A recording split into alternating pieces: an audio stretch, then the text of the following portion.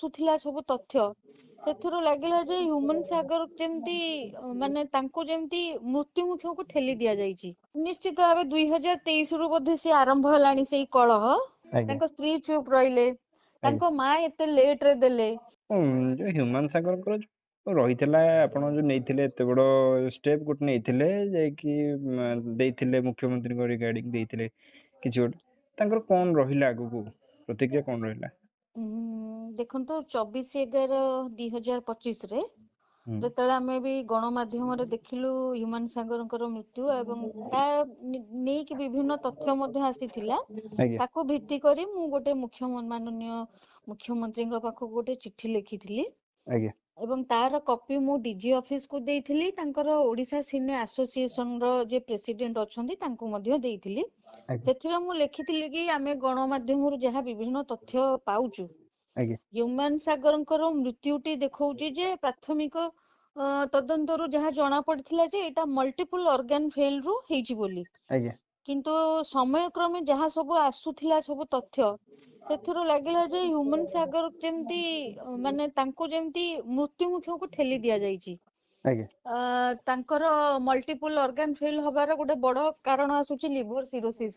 ଆଜ୍ଞା ତାଙ୍କର ଡକ୍ଟର ଯିଏ ସଞ୍ଜୀବ କର ବି ତାଙ୍କୁ ଯାହା ଚିକିତ୍ସା କରୁଥିଲେ, ଆଜ୍ଞା ତାଙ୍କ କହିବା ଅନୁଯାୟୀ ଯେ 2024 ରୁ ସେ ଚିକିତ୍ସିତ ହଉଥିଲେ।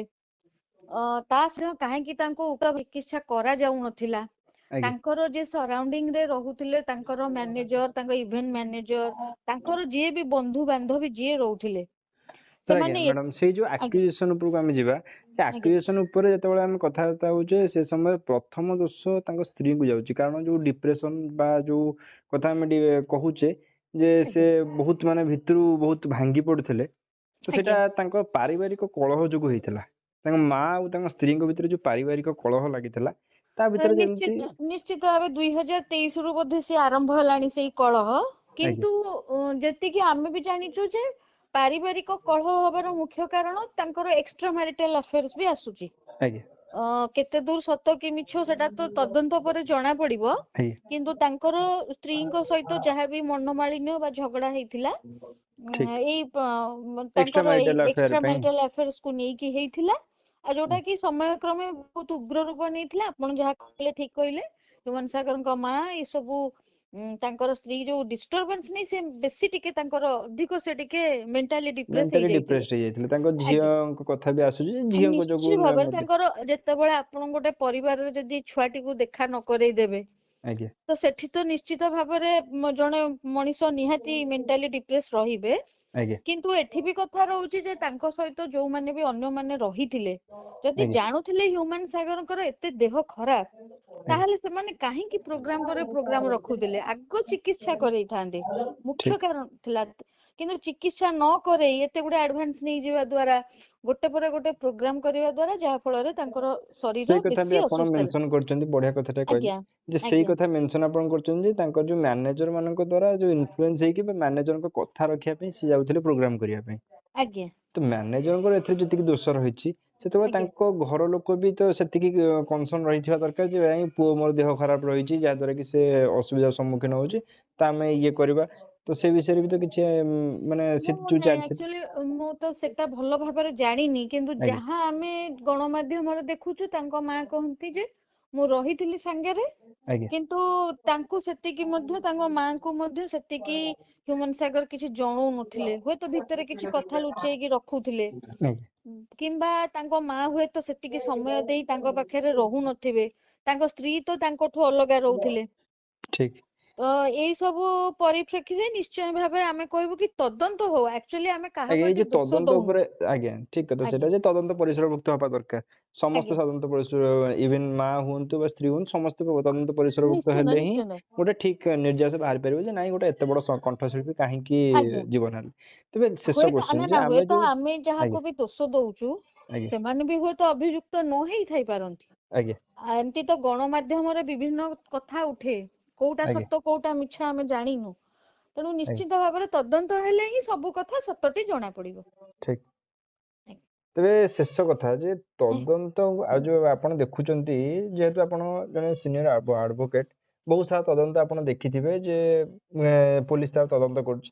ତେବେ ହ୍ୟୁମାନ ସାଗର ଏମିତି ଜଣେ ହାଇ ପ୍ରୋଫାଇଲ କେସରେ ପୋଲିସର ଯୋଉ ତଦନ୍ତ ରହିଛି ପ୍ରକ୍ରିୟା ରହିଛି ଆପଣଙ୍କୁ ଆଜ୍ଞା ଲାଗୁଛି ଯେ ତଦନ୍ତ ପ୍ରକ୍ରିୟା ତ୍ୱରାନ୍ୱିତ ହଉଛି ବା ନା ସେମିତି ଶିଥିଳତା ହିସାବରେ ଯେମିତି କେସଟାକୁ ଧୀରେ ଧୀରେ ଧୀରେ ଧୀରେ ନୂଆ କେସ୍ ଆସିବ ଚପିକି ଆଉ ଗୋଟେ କେସ୍ ଚଢିଗଲା ପରେ ସେ କେସ୍ ଚପିଯିବ ସେମିତି ଆପଣଙ୍କୁ ନାଇଁ ଲାଗୁଛି? ଏ କ୍ଷେତ୍ରରେ ମୁଁ କହିବି କି ଆଜ୍ଞା ହ୍ୟୁମାନ ସାଗରଙ୍କର ଯେତେବେଳେ ମୃତ୍ୟୁ ହେଲା ତାର ମୁଁ ଭାବୁଛି 8-10 ଦିନ ଭିତରେ ହିଁ ତାଙ୍କ ଘର ଲୋକଙ୍କର ଦବାର ଥିଲା ଏଫଆଇଆର।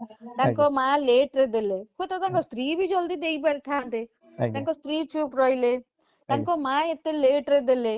ତେଣୁ ଯାହାବି ଏଭିଡେନ୍ସ କିଛି ମୋବାଇଲ ରେ ଥିବ କି ଯାହାବି ଅନ୍ୟ କିଛି ତଥ୍ୟ ଆମର ଥିବ, ସେ ତଥ୍ୟ ଅଛି କି ନାହିଁ ବର୍ତ୍ତମାନ ଆମ ସନ୍ଦେହ ସେ ଘେରରେ। ବର୍ତ୍ତମାନ ଯିଏ ବି ଦୋଷୀ ହେଇଥିବ ସେ ତାକୁ ୱାଇପ ଆଉଟ୍ କରିବା ପାଇଁ ଟ୍ରାଏ କରିଥିବ ଯଦି ହେଇଥାଏ ବି ପାରେ। ନିଶ୍ଚିତ ଏତେ ଦିନ ସମୟ ଗଡିଗଲା ପରେ ତାଙ୍କ ମା ଦେଲେ ଯେହେତୁ ଏଫଆଇଆର, ହଁ ଆଉ ତେଣୁ ଗୋଟେ କୋଶ୍ଚିନ୍, ଆଜ୍ଞା ସେ ତ ଦିନରେ ତ ସେ କୋଶ୍ଚିନ୍ ସମସ୍ତେ ପଚାରିଲେ ଯେ ଆପଣ କାହିଁକି ଏତେ ଦିନ ପରେ କଲେ, ଯାହାଦ୍ୱାରା କି ମା ମଧ୍ୟ କହିଲେ ଯେ ମୁଁ ଟିକେ ମେଣ୍ଟାଲି ଷ୍ଟ୍ରଙ୍ଗ ହଉଥିଲି ତାପରେ ଆସିବି ବୋଲି କହୁଥିଲି, ତାପରେ ଆଜ୍ଞା ଅନୁଭବଙ୍କର ସପୋର୍ଟ ମିଳିବା ପରେ ମା କହିଲେ। ତ ଯୋଉ ଆଜ୍ଞା ଭିସେରା ଟେଷ୍ଟ ରହିଛି ଯୋଉଟା ପଏଜନ ଟେଷ୍ଟ ପାଇଁ ରହିଥିଲା, ସେ ଆଜ୍ଞା। ଟେଷ୍ଟଟା କଣ୍ଡକ୍ଟ ହେଇଛି ନା ନ ହେଇଛି ଏଇଟା ଗୋଟେ ସସ୍ପେନ୍ସ ଭିତରେ ରହୁଥିଲା, ତ ଏଇ ଜିନିଷଟା ଟେଷ୍ଟ ହେଇଛି ଆଗରୁ? ମତେ କାହିଁ ଲାଗୁନି, କାହିଁକି ନା ତାଙ୍କର ଆମେ ଯାହା ଦେଖିଲୁ ସୋସିଆଲ ମିଡିଆରେ ବା ଆମେ ଏଇ ଟିଭିରେ ଦେଖିଛୁ ବି, ଆଜ୍ଞା ମୃତ୍ୟୁ ପରେ ତ ତାଙ୍କର ବଡିକୁ ଆଗ ଆଣିଥିଲେ ତାଙ୍କର ଏଇ କଟକ ସ୍ଥିତ ବାସଭବନକୁ, ତାପରେ ଆଜ୍ଞା ନେଇଗଲେ ତାଙ୍କର ସେଠି ଜାଗାକୁ, ଆଜ୍ଞା ତ ବଲାଙ୍ଗୀର ନେଇଗଲେ। ମତେ କାହିଁ ଲାଗୁନି ବୋଧେ ପୋଷ୍ଟମର୍ଟମ ହେଇଛି କି ନାହିଁ। ଯଦି ପୋଷ୍ଟମର୍ଟମ ହେଇନଥିବ ତେବେ ଭିସେରା ଟା ବି ତାଙ୍କର କଲେକ୍ଟ କରିନଥିବେ ସେ। ଠିକ। ତ ଏଠି ନିଶ୍ଚୟ ତଦନ୍ତ ଟିକେ ବାଧାପ୍ରାପ୍ତ ହବାର ସମ୍ଭାବନା ଅଛି। ଆଜ୍ଞା ଠିକ ଅଛି, ଆଜ୍ଞା ବହୁତ ବହୁତ ଧନ୍ୟବାଦ ମ୍ୟାଡ଼ାମ ଆପଣଙ୍କର ସୁଚିନ୍ତିତ ସମୟ ବା ସୁଚିନ୍ତିତ ମତ ଆମକୁ ଦେଇଥିବାରୁ। ଆଜି ପାଇଁ ଏତିକି, ନମସ୍କାର, ନମସ୍କାର। ଧନ୍ୟବାଦ।